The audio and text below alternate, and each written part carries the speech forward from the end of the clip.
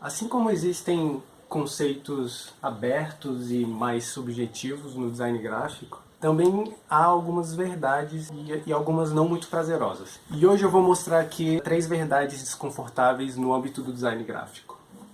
3 verdades desconfortáveis no âmbito do design gráfico. Mas antes, vinheta.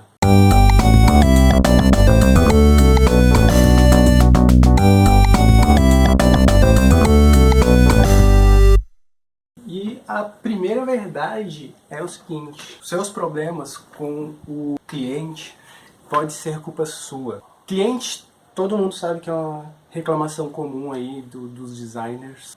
Acho que de todo mundo que faz freelance, talvez. E tudo bem que às vezes pode acontecer do cliente dar umas ideias horríveis e mirabolantes demais, ou ter alterações recorrentes assim no trabalho. Mas nem sempre cabe ao cliente mudar de atitude. Então, para evitar eventuais conflitos e insatisfações e desentendimentos com o cliente, especifique bem qual que é o seu trabalho que você faz, o tipo de trabalho que você desenvolve. Tenha certeza que o cliente viu o seu portfólio antes de começar a desenvolver qualquer ideia, porque às vezes alguém indica você só porque achou que isso é bom mesmo e a pessoa foi lá e confiou e foi atrás de você. Mas aí às vezes acontece de você nem ter o estilo exatamente que o cliente está procurando. Então isso do cliente ter visto de fato o seu portfólio e o que você pode fazer, pode poupar muito tempo aí nesse processo. E muitos desses problemas acontecem por causa de uma comunicação precária, por causa de termos mal estabelecidos,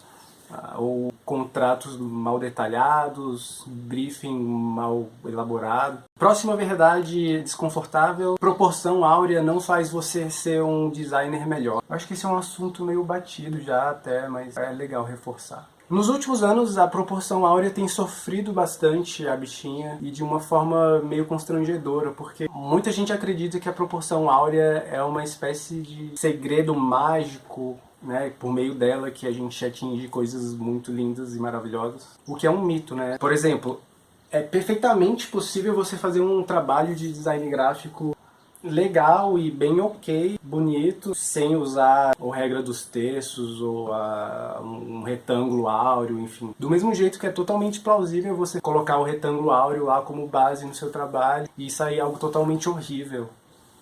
Então eu acho que a gente tem que considerar isso que um designer falou uma vez. Ele disse assim, que a proporção áurea a gente tem que levar ela mais como uma ferramenta e não como uma regra.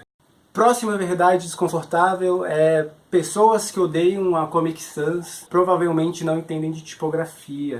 Eu não odeio a Comic Sans, mas não é que eu seja expert em tipografia também. E é meio cool, né, odiar Comic Sans. Aí uma vez o criador lá dessa fonte falou assim numa entrevista, que se você ama a Comic Sans, você não entende de tipografia. Mas se você odeia a Comic Sans, você também não entende de tipografia. E aí você deve procurar outro hobby. Foi assim que ele falou. Aí só pra contar um pouco da história da fonte, em 95 foi lançado um sistema lá pro Windows que era tipo...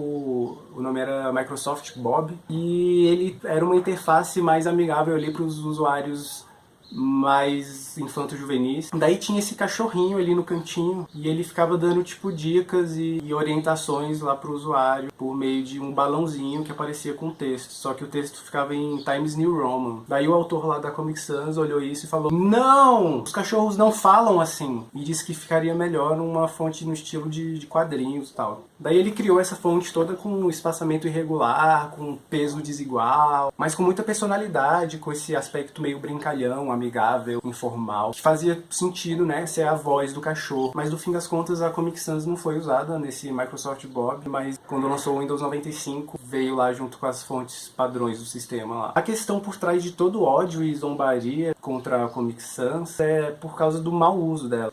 Tipo Crocs.